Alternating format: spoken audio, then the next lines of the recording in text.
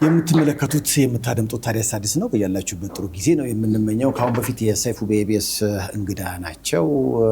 ሐረር ያሉ ተማሪዎችን በማገዝ ብዙ የበጎ አድራጎት ስራዎችን ይሰራሉ። ያው በአሜሪካን ሀገር ኑሮ ነው፣ ባለሀብት ነው፣ ግን ደግሞ በበጎ አድራጎት ስራዎች ነው የሚታወቀው።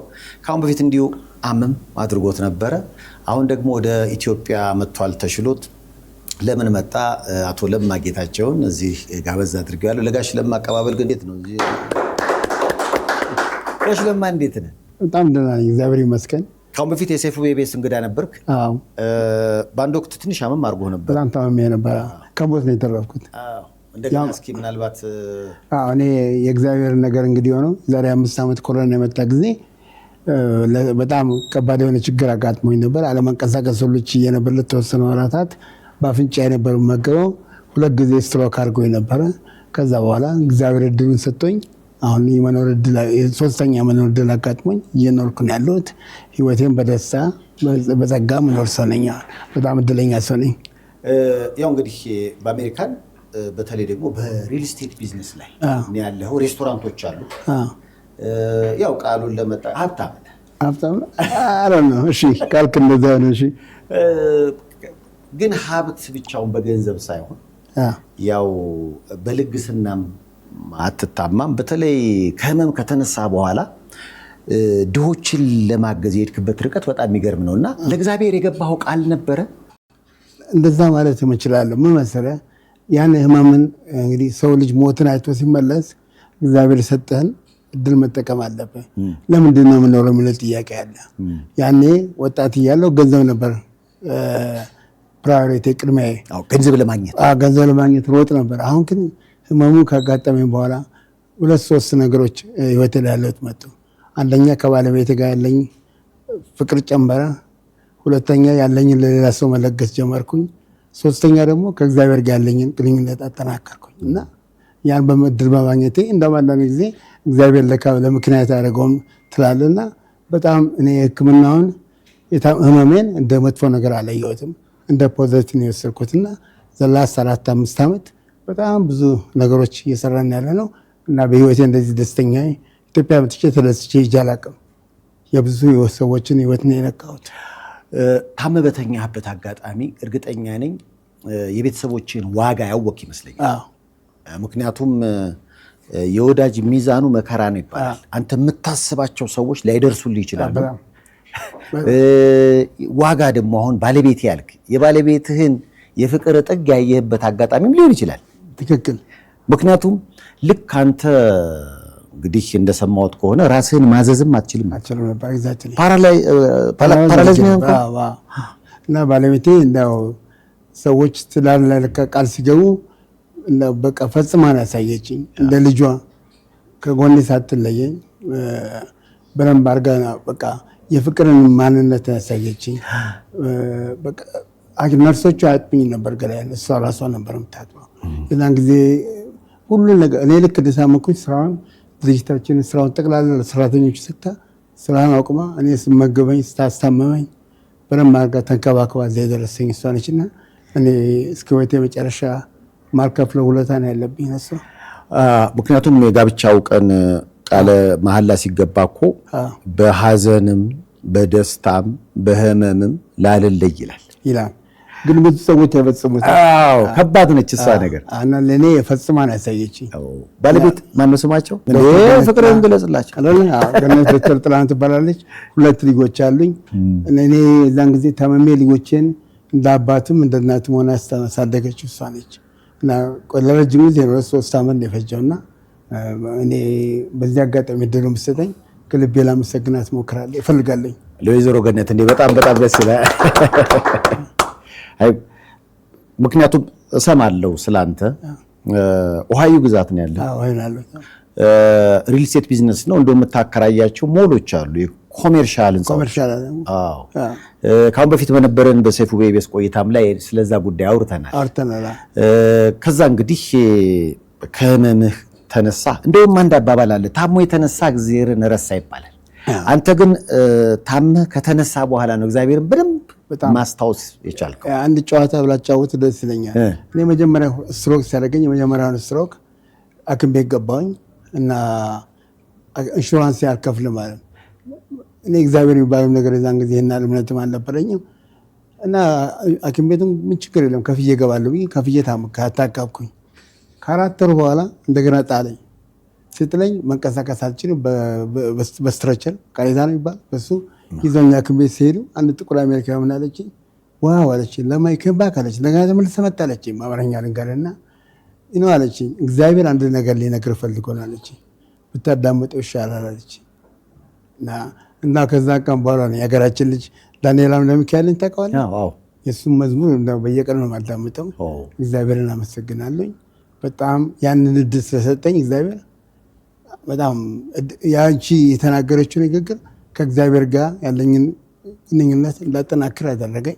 አሁን ጠዋት ስሮጥ መዝሙር እያዳመጥኩ ነበር የምሮጠው እና ህይወቴ ሰላም ላይ ያለው ያን ያላወቁትን ነገር አሁን አውቄያለኝ።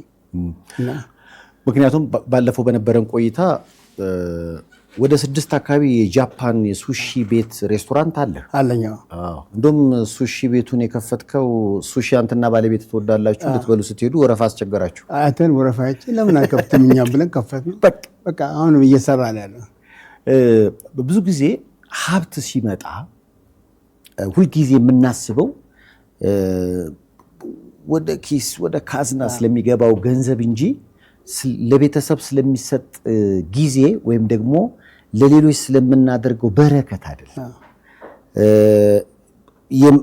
ብዙዎች የሚቸገሩበት ጉዳይ ስለሆነ ነው። ለምሳሌ አንተ ልክ በእንዲህ አይነት ሁኔታ ውስጥ ካለፍክ በኋላ እግዚአብሔርን በምን ላስደስተው ስትል የተቸገሩትን ማሰብ ከተወለድክበት ቦታ ጀምር። ሀረር ላይ ያንተ ስም በጣም ይነሳል። እኔ በጣም ደንግጬ ነው የመጣሁት። ከክልሉ ቫይስ ፕሬዚዳንት፣ የከተማ ህዝብ፣ አብሮ አደጎቼ እኔ አሁን ስሄድ ሀረር ስመለስ ወደ 200 ሰው ተሰብስቦ ነው የሸኘኝ። ጳጳሱ ሲያቀር ነው እኔ ጋር የተገኙትና እኔ የሰው የተለየ ሰውኛ አይደለም። የአጋጣሚ ነገር ሆኖ ስለተጠቀምኩበት ነው። ግን የሰው ያሳየኝ ክብር እስኪ ወይተ መጨረሻ መረሳው አይደለም። በጣም ነው የገረመኝ። ለካ እኔ እቺ ያዋጣሁት ነገር ያረኳን ነገር ሰዎችን ለካ እንደዚህ ነክቷል የሚደረገት እንድደርስ አድርጎኛልና እኔ ኢትዮጵያ ዘላሳ 20 ዓመት ውስጥ መጥቻለሁ። እንደዚህ ያስደሰተኝ ትሪፕ የለም። በጣም ደስ ያለኝ። ላለፉት 5-6 ዓመታት እንግዲህ በተለይ በሀረር ንጹህ ውሃን ከጉድጓድ አውጥቶ ሰዎች እንዲጠቀሙ ከኋላ ደግሞ በፎቶ እንደምናየው ለትምህርት ቤቶች ኮምፒውተር የማደል በአጠቃላይ የሀረር ወገኖችን ለማገዝ ትንቀሳቀሳለህ። አንዳንዶች የሀረር ልጅ ሲባል እንደውም እንዲሁ ስናወራ ዘረኞች ናቸው ይባላል እና እውነት ዘረኛ ስለሆንክ ነው ለወገንህ ያደላኸው? እኔ እንኳን ዘረኛ ነኝ ብዬ ለመናገር አልችልም። እንደውም ትጠቀኛለሁ ብዬ ነው ስለዚህ ኮት ይህን ኮት ለብሼ የመጣሁት። የዛሬ 2 ሳምንት ሰዎች ከዳሮ የሚባል እኔ ራሴ አላውቀውም፣ ጉጉል ላይም ፈልጌው ነበር አላየሁትም። ዳሮ የሚባል ቦታ ዘላስ 2 ዓመት ጉድጓድ አስቆፍረንላቸዋል እና ባለቤቴ እና ጉድጓድ 3 ጉድጓድ ነበር ያስቆፍረንላቸው። ሽማግሌዎቹ በጣም ደስ አላቸው። የማያውቀን ሰው የት እንዳለ ማናውቀው ሰው እንዴት አስቆፈረልን ብለው ደውለው ያለውበት ሆቴል ድረስ መጡ። ምን ይዞልኝ እንደመጡ ታውቃለህ? ይሄን ጃኬትና ቅቤ ይዘውልኝ መጡ እና ቅቤው እንዳውም እኔ ማስቀመጫ ያለኝም ስላቸው አንጥረን እናመጣለን ብለው ትናንትና መጡልኝ እና የገለጸልኝ ነገር ምንድን ነው? እኛ ለምንወደው ሰው ብቻ ነው ቅቤና ቆት የምትሰጠው። ቅቤ በተለይ የምትሰጠው ለምንወደው ሰው ነው እና በጣም ነው የእነሱ መነካት እኔም አስደነገጠኝ። ይህ እና ልጅ እኔ እንደቀልድ ያደረኳት ነገር አሁን እንግዲህ እንደነገሩኝ ወደ 5000 ቤተሰብ ገደማ ነው። 5000 ቤተሰብ አባወራ ይሆናል ተጠቃሚ ነው የሆነው። ከብቶቻቸው ውሃ አገኙ። ሴቶች 20-30 ኪሎ ሜትር ወክ ያደርጉ ነበር ውሃ ለመቅዳት። አሁን ግን ያንን ውሃ አግኝተው አንዳንድ ቪዲዮ ልከውልኛልና አመስግነውኝ እና ወደፊትም ለመርዳት እነሱ እንቀጥላለን እና የሀረር ልጅ ዘረኛ ነው ማለት አልችልም። ለነገሩ አሁን ከጀርባ የማያቸው ታዳጊዎች አሉ። ሀረር ማለት ትንሿ ኢትዮጵያ ነች። እነዚህ ልጆች ከተለያየ ብሔር ቤተሰቦች የተገኙ ናቸው። አብዛኞቹ ወታደር ልጆች ናቸው። በተለይ ደግሞ ለሀገር እንግዲህ መስዋዕትነት የከፈሉ የወታደር ልጆች ይበዙበታል እና ከዛ አንጻር አሁን ብዙ ጊዜ ጭቅጭቅ ስለሚነሳ ነው። እኔም ሀረር እንደ ማደጌ የሀረር ልጅ እንደመሆኔ መልስ ለመስጠት ነው። የሀረር ልጅ ማለት ዘር የለውም ድንበር የለውም ትንሽ ኢትዮጵያ ማለት ነው እና ከዛ አንጻር እንግዲህ ይሄው እኮ አለመሆንን እኮ ማሳያ በቦቱ እንዴ አሁን የመጣበት ዋና ዓላማ እንግዲህ ከኋላ ልጆች አሉ ታዳጊዎች በጣም የሚገርም እንግዲህ ሀረር ላይ በጣም ሲዘመርልህ ነበር። በጣም በህይወት ይሄን ማየት በጣም ደስ ይላል። ይሄ ገንዘብ ስላለ ብቻ ሳይሆን ደግ ልብ ስላለ የምታገኘው ነገር ከዛ አንጻር የዘንድሮ አመጣጥ ትንሽ ለየት ይላል ስላሉኝ ነው። ምንድን ያደረገው? ጊዜው ካለ እንግዲህ ከመጀመሪያው ልጀምርልህ በደንብ። እሺ ፈዲስ ታውቀዋለህ? ፈዲስ እኔ እናንተ ያደግነው ፈዲስ። አሁን ፈዲስ በጎ ስጦታ የሚባል ድርጅት እንዳጋጣሚ እሱን የሚያደርገው ዶክተር ነው። ከሐኪሞች መነጽር አገኘ። ብዙ ተማሪዎች ክላስ ውስጥ እየተቀመጡ ብላክቦርዱ አይታያቸውም ያን ሳይት ችግር ስላለባቸው ወደ 150 ልጆችና ፍሎሪዳ ዩኒቨርሲቲ መነጽሩን ሰጣቸው። ግን እነሱ የሚወስድ ዶክተር የሚመረምር ሰው ምናምን አጥተው ነበር ሺፕ የሚያደርግላቸው። እሱን እኔና ባለቤቴ ስፖንሰር አድርገን ለ150 ልጆች የማየት ክላሱን ለማየት እድል ሰጥናቸዋል። ሁለተኛ ደግሞ ደረጃ የሰራ ነው ኮምፒውተር ነው። ቅድም እንደነገርኩ ሀረር ውስጥ የዛሬ 3 ዓመት ለአንድ ራስ መኮንን የሚባል ትምህርት ቤት ኮምፒውተሮች ወደ 50 ኮምፒውተሮች ሰጠናቸው ነበር እና አሁን እንደሰማሁት ዳይሬክተሩ ሀረር ውስጥ በክልል ደረጃ ተማሪ ያ ኮምፒውተር ወደ 70,000 መጽሐፍ ዳውንሎድ አድርገንላቸው ነበር። ስልካቸውን ማድረግ ይችላሉ። አሁን ስንሰማ 86% የዛ ትምህርት ቤት ተማሪ ፈተናውን ያልፋል። ሌሎቹ የሌላቸው ግን ከ50 እስከ 60% ነው እና ውጤቱን አይተነዋል። ሁለተኛ ደግሞ ያደረግነው ሀረር አሁን የመጣበት ዋና ምክንያት ከዚህ ስለሆነ እነግርሃለሁ። ለትምህርት ቤቶች ተበላሽተው ቁጭ ያሉ ኮምፒውተሮች ነበሩ ወደ 150 ገዝተን እኔና ባለቤቴ ወደ 170 ኮምፒውተር ሰጠናቸው። አዲስም አድርገን አሁን ወደ 3-4 ትምህርት ቤቶች ኮምፒውተር አላቸው ማለት ነው። ለመጀመሪያ ጊዜ ሀረር ውስጥ ተማሪዎች ፈተና 12ኛ ክፍል ሲፈተኑ ዓለም ሄደው መፈተን የለባቸው፣ ዩኒቨርሲቲ ሄደው መፈተን የለባቸው፣ እዛው በትምህርት ቤታቸው ይፈተናሉ ማለት ነው። እዚህ ላይ አንድ ነገር ልነግርህ የምፈልገው ተማሪዎቹ የኮምፒውተር ልምድ ስለሌላቸው ዓለም ሄደው ሲፈተኑ ግራ እየገባቸው ጥሩ ተማሪዎች ይወድቃሉ። አሁን ለምሳሌ ዳይሬክተሩ እንደነገረኝ አንዷ ልጅ በጣም ተስፋ ያደረጉባት የነበረ ልጅ ኮምፒውተር አጠቃቀም ስለማታውቅ ፈተና ወደቀች። እንደገና ስለግማ ተፈትና አለሚያ ዩኒቨርሲቲ ተቅላ ቀረች እና እንደዚህ የሚል ነገር እነኛ የምታያቸው ደግሞ ውሃን ያስገባንላቸው ተቋለ ጀግኖች የሚባለው ትምህርት እናንተ እያለን ውሃ ነበራቸው ምንድን እና ለእነሱ ደግሞ ውሃ የላቸው ማለት እነሱ ደግሞ ቧንቧ እየቀዱ 20,000 ሊትር በቀን የሚያመርት ጉድጓድ ቆፍረንላቸው እና እነሱ የሚጠቀሙት ወደ 8,000 ነው። አሁን በተረፈው ውሃ አትክልት እየተከሉ ራሳቸውን ሊችሉ ይችላል። አዳሪ ትምህርት ቤት ስለሆነ 30 ወንድና 30 ሴት ተማሪዎች አላቸው። እንደገና ሻወር ቤት ሰራንላቸው፣ ልብስ ማጠቢያ ሰራንላቸው፣ ወደ 8 ሽንት ቤት ሰራንላቸው፣ ሻወርም ያላቸው እና ህይወታቸው ተቀይሯል። ሄጄ ሳያቸው እኔ በህይወቴ ውስጥ ከከራኋቸው ነገሮች ሁሉ ያኮራኝ የነሱ የልጆቹን ደስታ ማየት ነው። ስለዚህ አሁን ዋና የመጣህበት ከዛ ሆነህ ገንዘብ ተልኮ ያሰራውን የተለያዩ ለምሳሌ የጉድጓዷ ማውጣት ሊሆን ይችላል ወይ ሌሎች ጉዳዮችን ቦታው ላይ ተገኝተህ ለመመረቅ ነው። ጋብዘውኝ መጥቼ እንዳይ ከተማ ውስጥ አሉ የሚባሉ ሰዎች ሁሉ ተገኝተው ነበር። የሰው ደስታ በጣም ይገርምሃል። እኔም በጣም ደስተኛ ነኝ። ልጆቹ እጄን አለቅ ብለውኝ በግድ ተቀየርኩትና ህይወታቸው ላይ ምን አይነት ለውጥ እንዳመጣ በአይኔ ስላየውን ይህን ነገር ወደፊትም በተለይ የውሃው ነገር ወደፊት የምቀጥልበት ነገር ነው። እስከ ህይወቴ መጨረሻ ድረስ ማድረገው ነገር ነው። እንደዚህ ያስደስተኝ ነገር የለም። እስኪ አሁን በዚህ 5 ዓመት ውስጥ ለሀረር ወይም ደግሞ በአንተና በባለቤት ስም ፋውንዴሽን እንዳለ አውቃለሁ። ያ ፋውንዴሽን ለኢትዮጵያውያን ያደረገው ልግስና ምን ያህል ሊሆን ይችላል? እኔ እንኳን ባልናገር ደስ ይለኛል። እኔ አሁን አንተ ሾው ላይ ቀረብኩት የሰራሁትን ስራ ለማውራት ሳይሆን ሌሎች ኢትዮጵያኖች እንደኔ አቅም ያላቸው ሀገራቸው መጥተው እንዲረዱ ነው። እዛ ሀረር ስናገር ተናግሬ ነበር። መንግስት ማለት ህዝብ ነው። ህዝብ ማለት ደግሞ እኛ ነን። እያንዳንዱ ኢትዮጵያ እዛ ያለ ትንሽ ቢረዳ አሁን እኛ ያደረግነው ወደ 5-6 ትምህርት ቤት ሀረር ውስጥ ትምህርት ቤቶች አብዛኛው ጉድጓድ ያስቆፍር ነው እኔና ባለቤቴ ነን። ያሁን የኮምፒውተር እድል የሰጠነው እኔና ባለቤቴ ነን። እናንተ ስንመራ አንተም ጁኒየር እንደተማር ሰምቻለኝ። ኮምፒውተር አልነበረ ማለት አንድ ኮምፒውተር ነበረ። አሁን እንግዲህ ሰረሞኒ ላይ ብትገኝ የተማሪዎቹ ግጥም ያልጻፉልኝ ነገር የለም እና በቃ እያንዳንዳችን ኢትዮጵያኖች ዜግነታችንን ብንወጣ ጥሩ ነው። ለዛ ነው አንተ ሾላ ምን ይመጥቼ ለመናገር የፈለኩት እንጂ የሰራው ስራ እንዲወራልኝ አይደለም። ከዚህ ብዙ ነገሮች አሜሪካን ሀገር ሰርቻለሁ። የሚጻፍላቸው ነገሮች ግን እሱ ማተር አያደርግም። ይሄ የሚያደርገው የሰውን ህይወት መለወጥ ነው። ለእኔ ሞር ኢምፖርታንት ነው ብዬ ማሰበው። ያንተና የባለቤት ፋውንዴሽን ትኩረቱ አሁን የሀረር ትኩረቱ ይቀጥላል ወይንስ ይቀጥላል? ወደፊት ደግሞ እንግዲህ አሁን እንግዲህ አየሩ ቆንጆ ነው። በዛ የሚሆነው ትንሽ ረፍት አድርገን ከልጆቻችን ጋር ቫኬሽን አድርገን እግዚአብሔር ሲፈቅድ ደግሞ ተመልሰን አንድ ነገር እናደርጋለን። ምን አሁን የሰራነውን ገምግመን እንዴት ደግሞ እንዲሻሻል ጊዜ እኔ ስራዎች ስሰራ ቁጭ ብዬ ገመግመዋለሁ። ምንድን ነው የሰራኩት፣ ምንድን ነው ማስተካከል ያለብኝ ብዬ አሁን ከሰራው ስራ ስህተቶች ተምሬ ሌላ ደግሞ ለመቀጠል ለማስበው።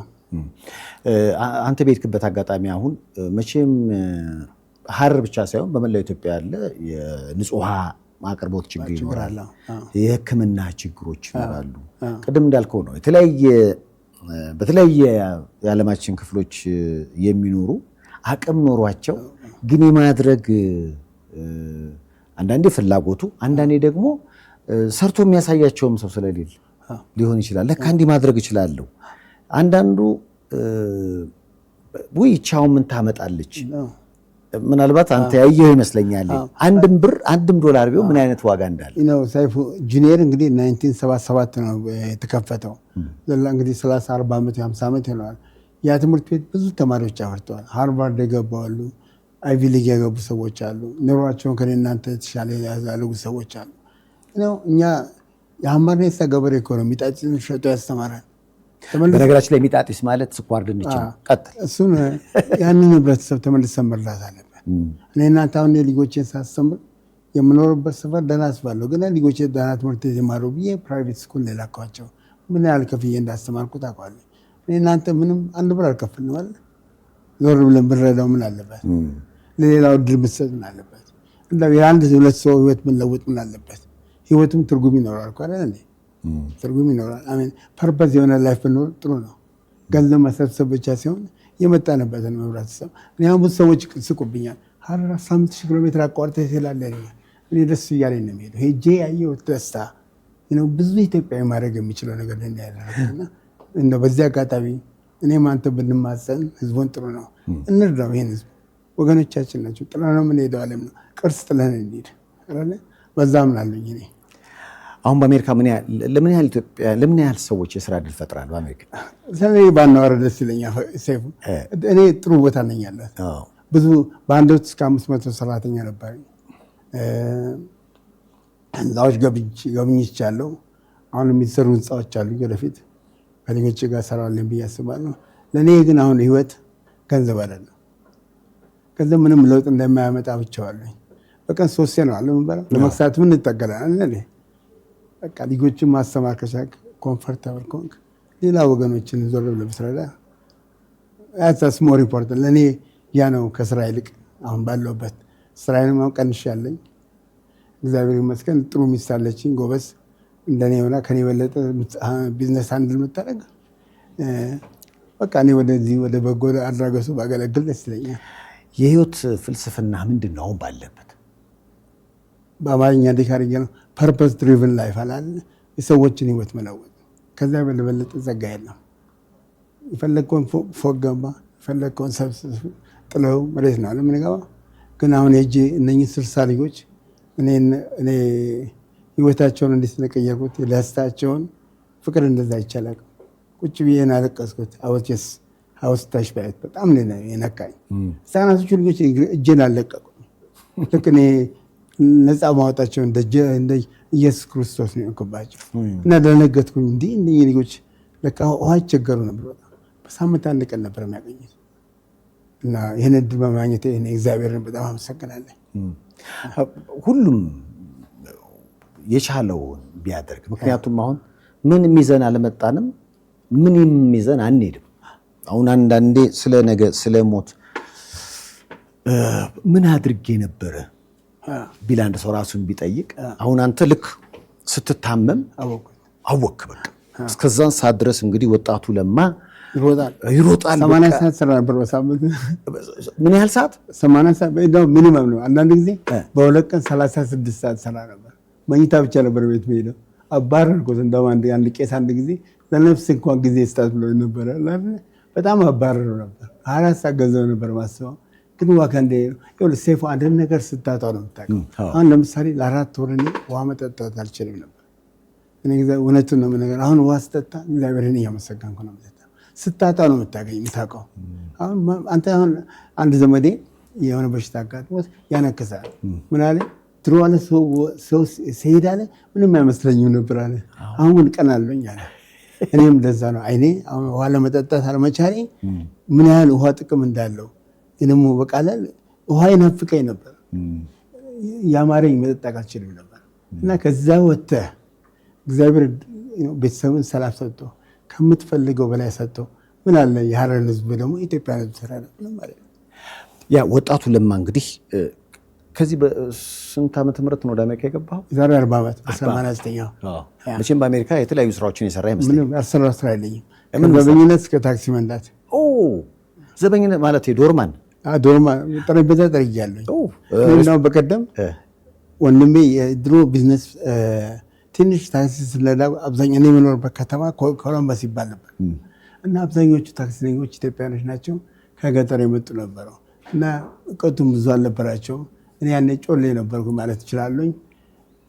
ቢዝነስ ካርድ አሰርቼ ገና ተማሪ እያለሁ ነው እንግዲህ ለሰዎቹ ያሳፈራቸው ሰዎች እቃቸውን ካወራኩላቸው በኋላ ካምፓኒ ከምደውል እኔ ጋር ደውሉ እያልኩ የሰቃቸውን ካርድ አገኘኋት እና ለካ የቢዝነስ አይዲያ ያምኔው ነበረኝ አልኩኝ። በፊት ነበረኝ አልኩኝ። እንዴ ያቺ ሀረር ማደጋቸው እዚህ ላይ ነጋሽ በቀለ ሱቅ ስንሄድ ከረሜላ ስገዛ ይጨምሩልህ።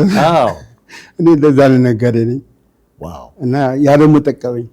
ከዛ በኋላ በዛ ሂደት ውስጥ ሁሉ ምክንያቱም ምንጊዜም ዓላማና ግብ ይኖረዋል። ሰው ለምሳሌ ወጣቱ ለማ ከዚህ ተሰዶ አሜሪካን የገባው ለማ ያን እየሰራ የሚያስበው ሀብታሙን ብቻ ነበር ወይስ ገንዘብ ማጠራቀም በቃ መሰብሰብ ነበር? ምን አሳየኛ እግዚአብሔር መሰብሰብ ዋጋ የለውም ይበቃል፣ ሌላ ማስባለኝ እና እኔ አሁን ቅድም እንዳልኩ መታመሜን በመጥፎ ላይ ነው እግዚአብሔር ህይወቴን ዳይሬክሽን እንዲቀየር ነው ያደረገኝ። ብዙ ነገሮች ላይ አሳስብ። ለምሳሌ አሁን ገንዘብ እየሰበሰቡ ያሉ ይኖራሉ ያለን ሞኝነት ነው እና ምናልባት አሁን አንተ እነዛ ሰዎች እኮ ልክ እንዳንተ እስኪሆኑ መጠበቅ የለባቸው። እንዳንተ ሳይኮን እኮ እንዳንተ ልብ መግዛት ይቻላል። ምንድን አበሻ ስትርት ንቃ ያለው በምንድን ነው ይባላል? አንዳንዱ በ50 ዓመቱ ይነቃል፣ አንዳንዱ በ20 ዓመቱ ይነቃል። እና እኔ ለይተውኝ ነው የነቃሁት፣ ግን እግዚአብሔር ይመስገን ተጠቅሜበታል። እግዚአብሔር አሁን እድሜ ቢሰጥህ እድል ቢሰጥህ ሁለተኛ እድል እና ለማን ወደኋላ አድርጎ ቢፈጥረው ቢወስደው ምን ነገሮች ማስተካከል ይፈልጋል? አንደኛ ለራሴ ጊዜ ያጠፋ ነበረ።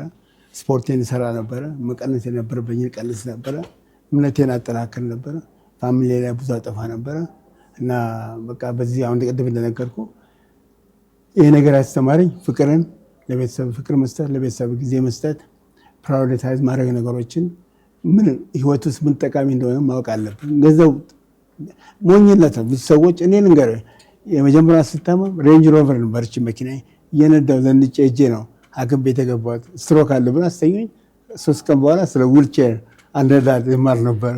ያን የመሰለ መኪና 100 ምናምን ሺህ መኪና እየነዳሁ መጥቼ ከ3 ቀን በኋላ ስለ ዊልቼር እንዴት እንደምኬድ ሴፍቲ ያስተምሩኝ ነበርና ከፍ እየሳኩኝ እግዚአብሔር ምን አደረኩኝ አልኩኝ። አንድ አረብ መጣና ምን አለኝ እንደውም ወራፕን አለኝ። ለማ ምን ሆናል? ትናንትና ስነዳ ዛሬ ስለ ዊልቼር እማራለሁ። ስለማልችል በዊልቼር ነበር የምሄደው እና እኔ እንደ ኔጌቲቭ አላየሁትም። የዛን ጊዜ እንዳውም ዶክተሬ ጠየቀኝ። ሳናግረኝ ጠይቀው ነበር ካርጄ እንደምድን እንደምችል እና እኔ እንደ ፖዚቲቭ ኤክስፒሪየንስ የወሰድኩት እና ምን አለኝ አንተ 50% አሸንፈዋል አለኝ።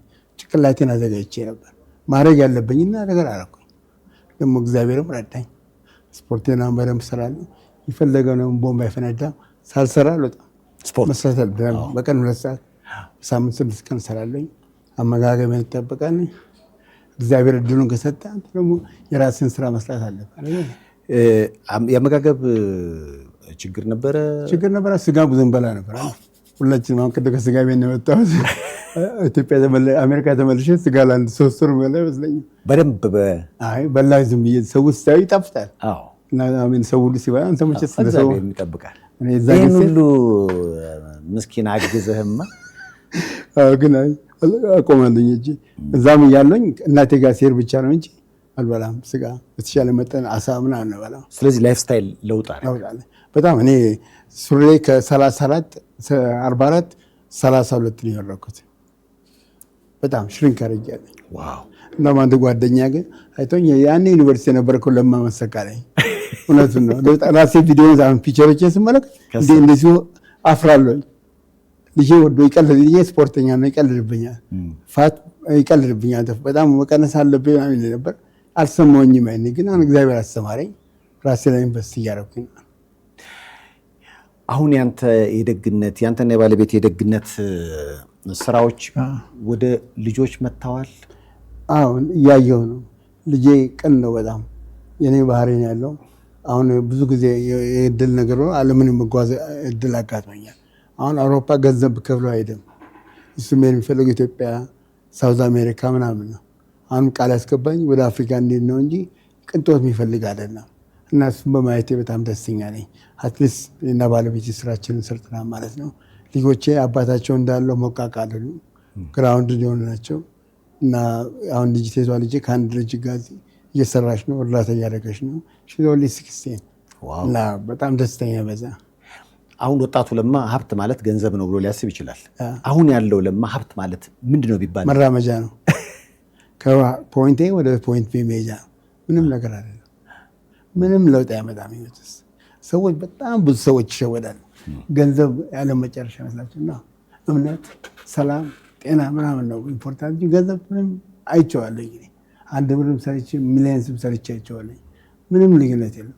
ቁጥር ጨምረህ መጻፍ ነው እንጂ ምንም ለውጥ ያመጣል። ትንሽ ኮምፈርት ሰጥ ይሆናል።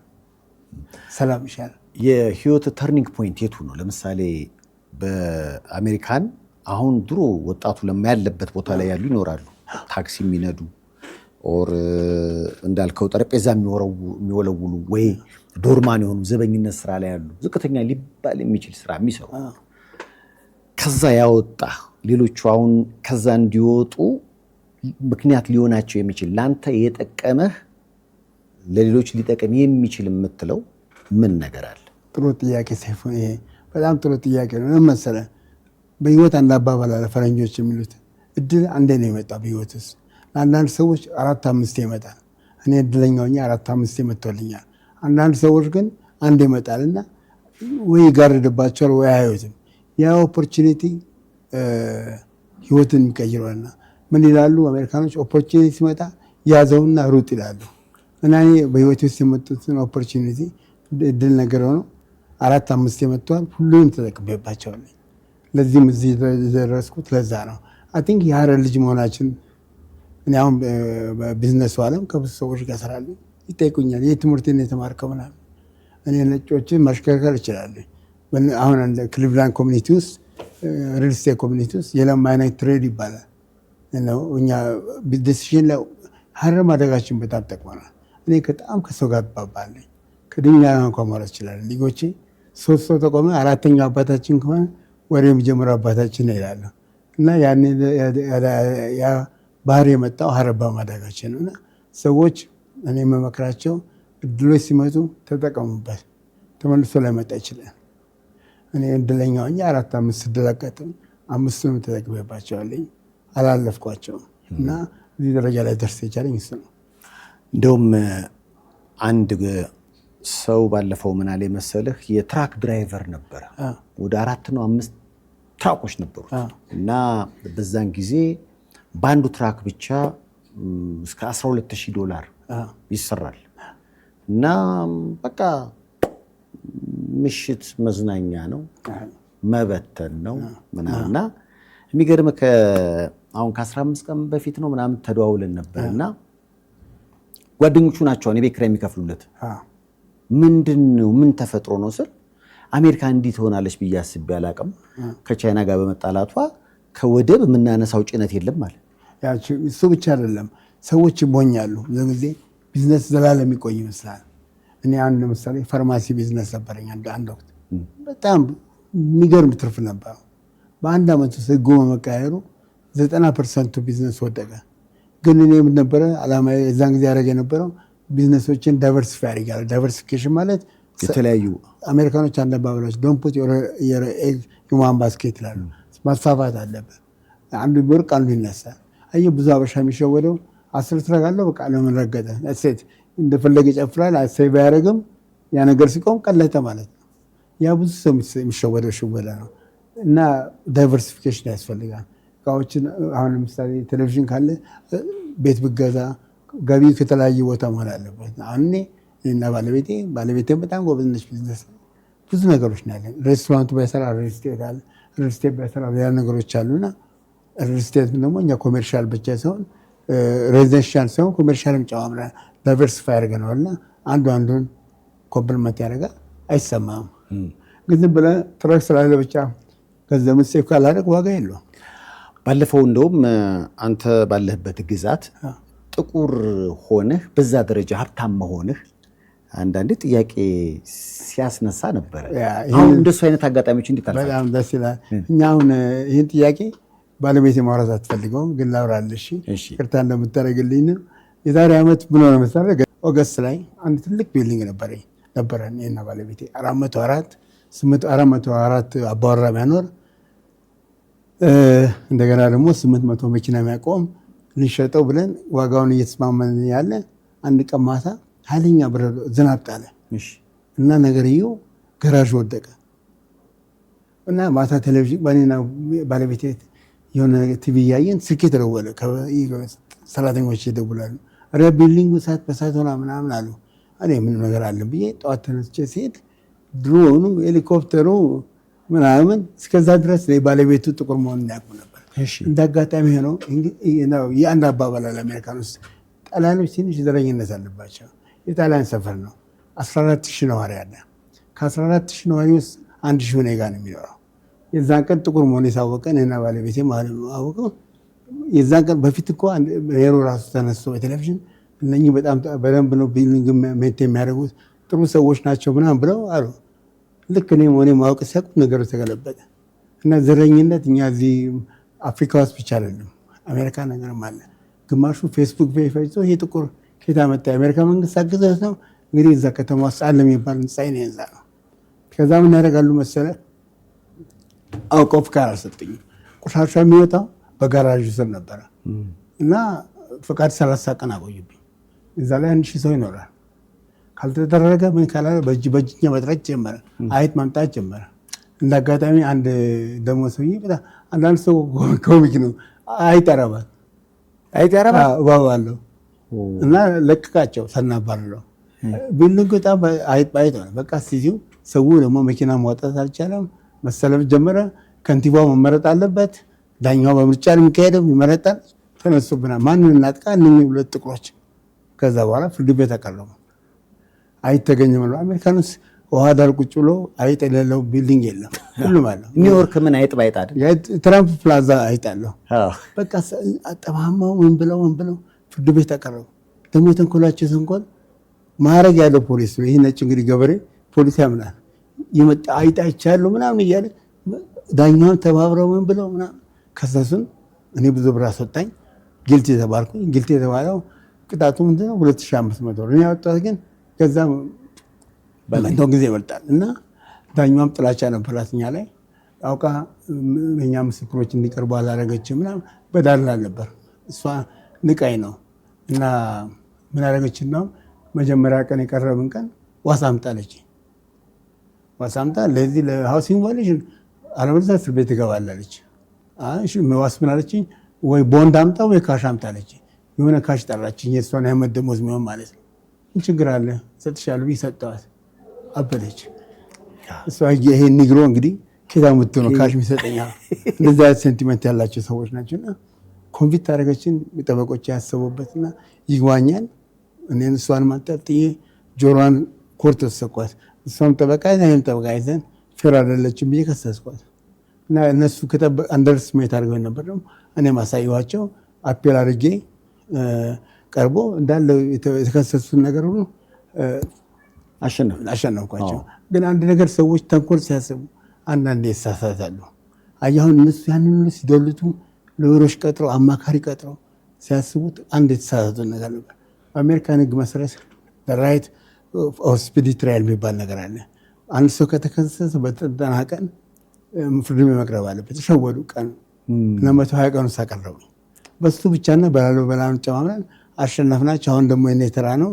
እኔ ደግሞ እንዳለ ሲቲውን ጠበቃው ካለላኛው በስተቀር ሁሉም ከስቻቸዋለሁ እና ትልቅ እንግዲህ ኔክስቱ 3 years ውጤቱን እናውቀዋለን። የከሰርኩበትን ስሜ በማስፋታቸው 30 ዓመት የገነባሁትን ስም ነው የጠፋብኝ። ቴሌቪዥን ላይ 45 ጊዜ ያቀረቡ እየደወለች ራሷ ዳኛዋና ሲቱ እየደወለች ቴሌቪዥን ስቴሽኖችን እየጠሩ በቃ ልክ እኔ አንደኛ ድርጅት መስተዳደሮች ድርጅት አለ። እኔ ተጠያቂ አይደለሁም። መንገድ ፈላልገው ብቻ አንደርስሜት የተደረጉን ጥቁር በመሆናችን አበሻ በመሆናችን በዛ ነው የከሰስናቸው። አሁን ያን ቢሉኝ ከኔ በፊት 2 ነጮች ነበሩ ማለት የሚያደርጉት አንድ ቀን ከሰዋቸው አያውቅም። ለሴም ችግር ነበረባቸው። እኛ ላይ ግን እንደዛ ያደረጉ ግን እግዚአብሔር ይመስገን። አሁን ደግሞ እኔ ላብ በላብ እስከሚላቸው እያፋጠጥኳቸው ነው። ውጤቱን እናያለን። እንደሚቀናን ተስፋ እናደርጋለን።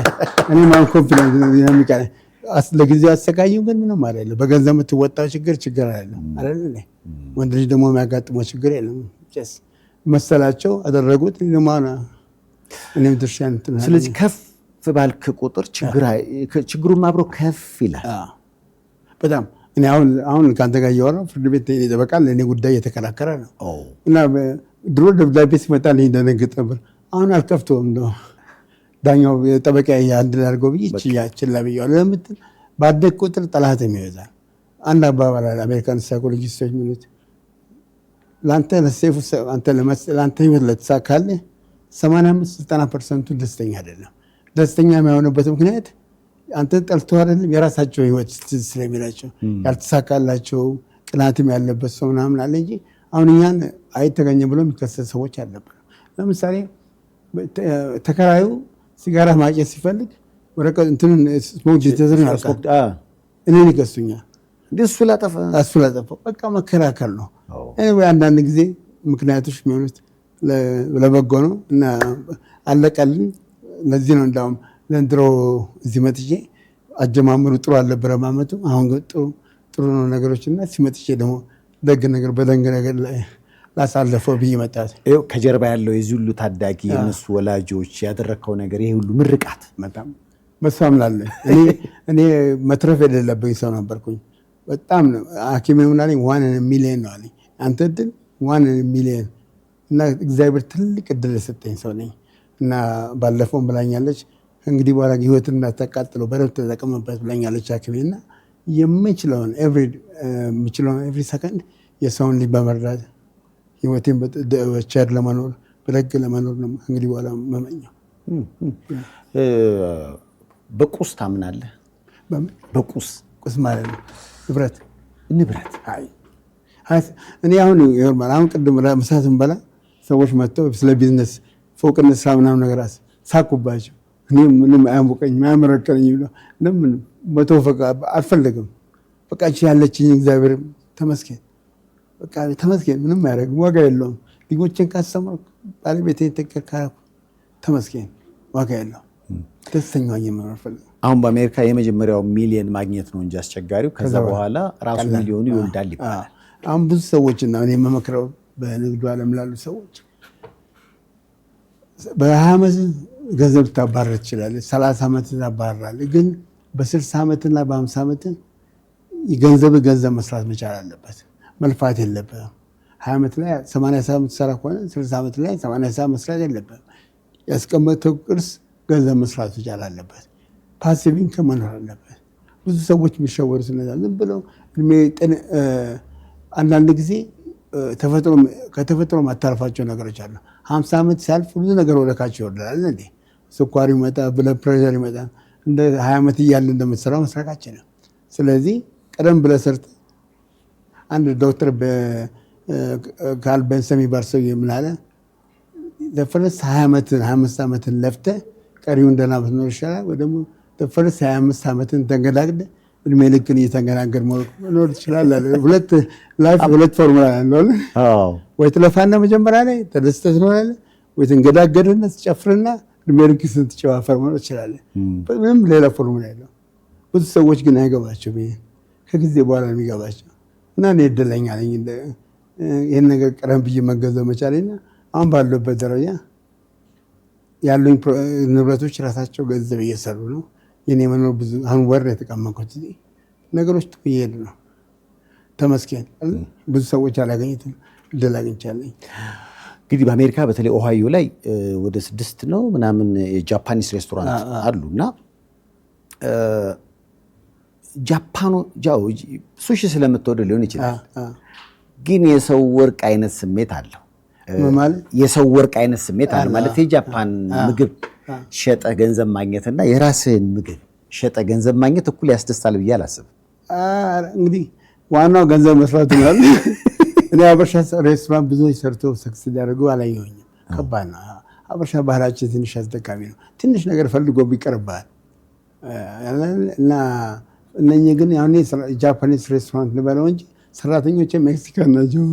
አንድ ጃፓን የለም። መጀመሪያ ላይ ጃፓን ቀጠሬ አስተማረልኝ።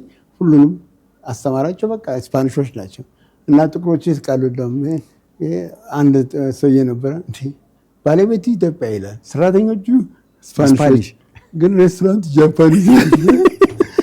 እኔ በጣም ያኮራኛል። ባንክ ምናምን ሲላላ ሰዎች ዛንተ ሬስቶራንት በልቶ ምናምን ሲል እንደ ሰውን የሰራሁት ምግብ በላ እንዴት ትላለህ? ደስ ይለኛል። ተሪያቂ እናውቀዋለን ምናምን ይለኛል እና በቃ ደስ የሚል ነገር ነው። አም ሃፒ ያንን እድል በመግፈቴ ለሰራተኞችም እንደገና አለን ብዬ ማውራት መቻሌ ትልቅ ነገር ነው። የወደፊት ዓላማው አሁን ጋሽ ለማ ምንድን ነው? ለምሳሌ ካለህ ላይ